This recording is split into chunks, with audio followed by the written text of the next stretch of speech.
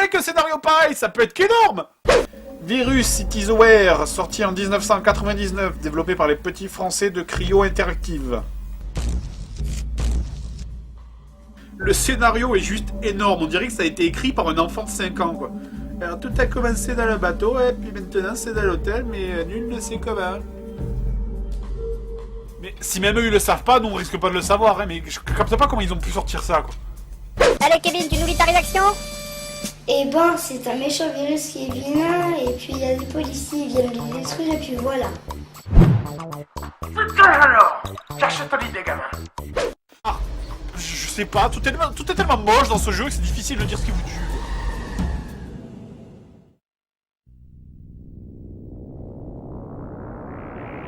Ah mais voilà, regarde ça. Le game over il est magnifique par contre, et là, c'est la plus belle chose que j'ai vue depuis le début du jeu, quoi. Ouais, bon, allez.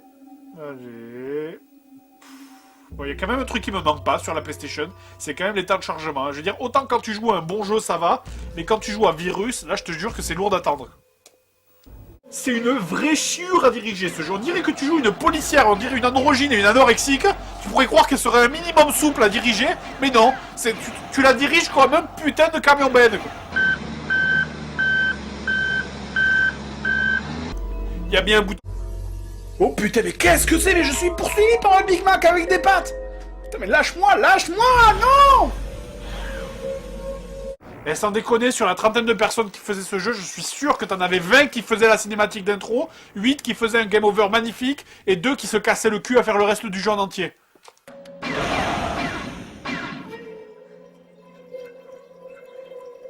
Ah oui, il y a un truc dont j'ai pas parlé, c'est que vous êtes pas seul. Vous avez un équipier qui s'appelle Sutter, et ce mec, c'est vraiment un putain de figurant. Il apparaît au début pour tirer dans le mur, après il disparaît, on le revoit plus du tout jusqu'à la fin du niveau. Une fois que le boss a été battu, en fait vous apprenez qu'il était bloqué comme un con et qu'il n'arrivait pas à ouvrir la porte. Ouais, Goliath, t'es parti te repoudrer la ou quoi? T'es pas, mais je te jure, hein. C'est quoi ce bruit là? Niveau 2 maintenant.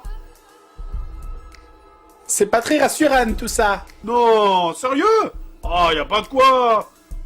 Ah, ben voilà, il fallait bien que ça arrive. Comme tout cliché de film d'horreur. On est que deux, on est dans un hôtel rempli de zombies, il y a du sang partout sur les murs. Qu'est-ce qu'on fait? Eh ben on se sépare, voyons. Ah ouais, d'accord. En fait, on se sépare, ça veut dire lui il reste là pour se toucher, et moi je vais chercher l'ascenseur.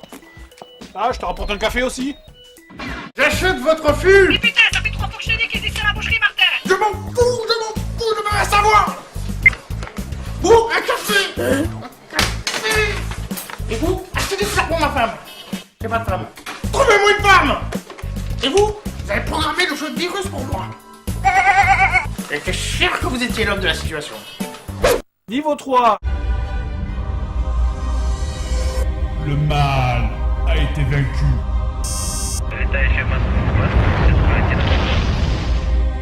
Mais pas complètement. Le mal est de retour. Et il va faire mal. Et merde. Qui a écrit ça? C'est un virus qui se transmet par ondes sonores et qui transforme les gens en zombies de Francis Lalanne. De l'action. Du suspense. Alors, qu'est-ce que je vais manger à midi?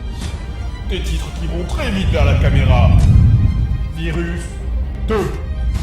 It is Aware. Ce film, ça va être une bombe. Et on va en faire un jeu. Et c'est toi qui vas le programmer, Coco.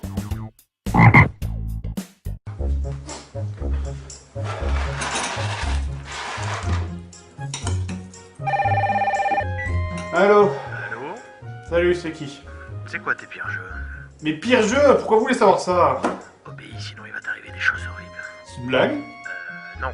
Si c'était une blague, j'aurais dit, bon alors c'est 2 œufs sur une poêle, le premier dit, pouf, il fait chaud, et le deuxième répond, oh mon dieu, un œuf qui part. Oh mon dieu, mais ce n'est pas une blague!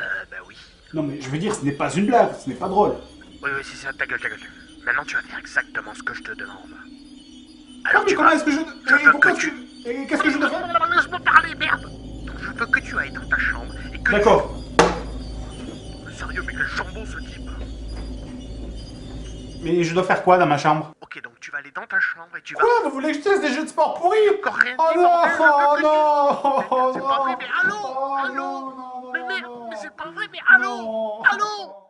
Sérieusement, mais c'est quoi? C'est un genre de simulation de mort cérébrale, ce jeu? Et c'est quoi cette musique? Le musicien, il avait juste assez d'argent pour acheter un synthé avec 3 touches dessus? Je peux pas m'empêcher d'avoir pitié de ce mec, là, tout seul sur le gazon, vraiment, il lui manque plus que la pancarte pour avoir l'air encore plus pathétique. Si t'as compris ça, de l'autre côté, il faut que Gertrude la ramasse le frisbee, et ça, ben, j'y arrive pas. Allez, putain, mais pourquoi il peut pas se baisser? C'est trop difficile. Allez, mais merde, là, ça lui passe devant les mains, même le gardien de soccer, il aurait rattrapé, celle-là. Ah, mais la prochaine fois, j'emmènerai le chien, lui, au moins, il y arrive. Bon, il y a bien un mode d'entraînement dans ces jeux, tu me diras, mais c'est exactement la même chose que le mode normal, y a rien d'expliqué. Je déteste California Games. En fait, non, je déteste tous les jeux de sport, mais surtout California Games. Faudrait vraiment être complètement con pour avoir acheté la suite. Tu n'as pas de dire ok, j'arrive. California Games 2 avec des mini-jeux comme pour le premier, le seul point positif de ce jeu, c'est la page d'intro. Oui,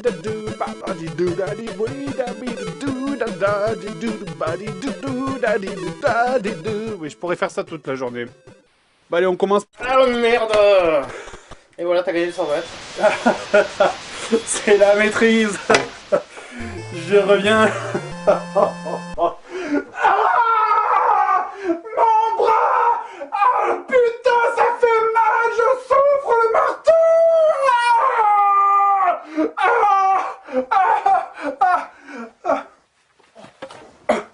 Continue. Ça te dirait, tu vois, SimCity?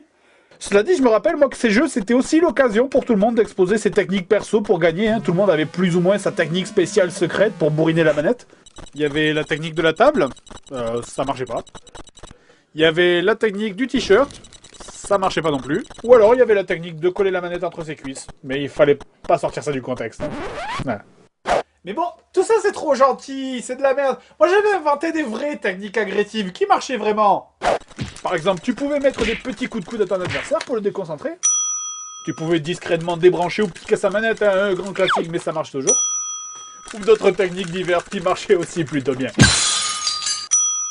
Moi, ce qui me gonflait le plus dans ces jeux, c'était surtout qu'ils étaient quasiment tous basés sur le même principe. En fait, je veux dire, est-ce qu'ils ont vraiment testé leur jeu? Enfin, n'importe qui s'est rendu compte que passer la 3ème épreuve, un humain normal a déjà une tendinite. Alors bon, avec les jeux suivants, ils ont bien rajouté des épreuves qui se jouaient différemment, hein, et j'ai jamais compris comment ça fonctionnait. Le meilleur moyen de faire des points, ben, c'était encore tout simplement de...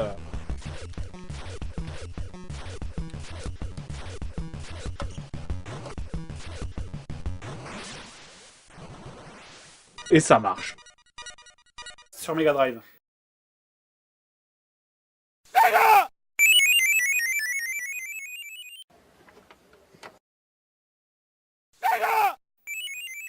Je veux dire, mais il y a des sites qui trompent pas quand même, hein. Quand tu vois qu'on est passé de...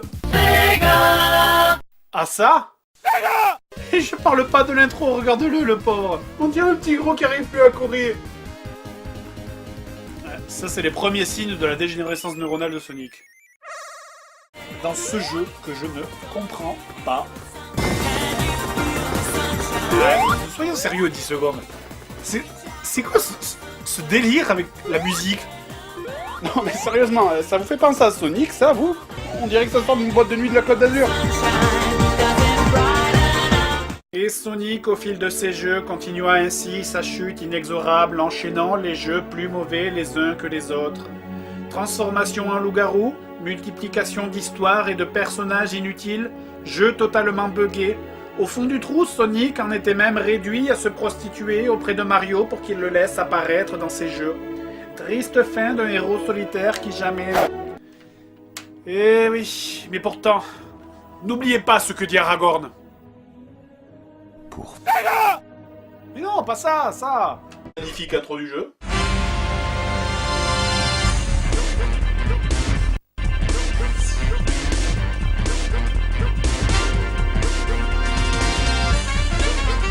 Non mais là c'est Mortal Kombat Austin Powers Edition en fait, hein. Je veux dire là quand tu passes de ça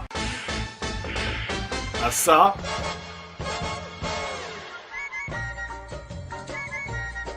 Et je veux dire, après une intro comme ça, tu t'attends presque à trouver un joint dans la boîte, hein. J'ai aucune envie d'y jouer à deux, et j'ai personne sous la main pour le faire, hein. C'est sympa. Voilà. Alors, moralité, il vaut mieux un bon jeu en 2D qu'un mauvais jeu en 3D. Now, what would a platform game be without platforms? Putain, mais qu'est-ce qu'il raconte, sérieux? Tous les 10 mètres, quand tu ramasses un truc, Bubsy te hurle dessus des trucs incompréhensibles. Sincèrement, mais pourtant j'ai aucune difficulté avec l'anglais, mais là, je comprends pas un mot de ce qu'il dit, quoi. Tais-toi. Tais-toi. Je plaisante pas, ta voix est insupportable. Juste ferme-la, tout de suite. Non mais personne ne te comprend de toute façon, alors arrête de parler.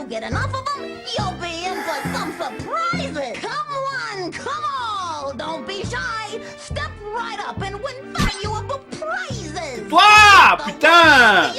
Putain, mais t'étais vraiment mieux en 2D quand tu fermais ta grande gueule. Mais sérieux, mais vous imaginez, c'est comme si Mario racontait sa vie à chaque fois que vous ramassez un truc, mais ça me rend fou.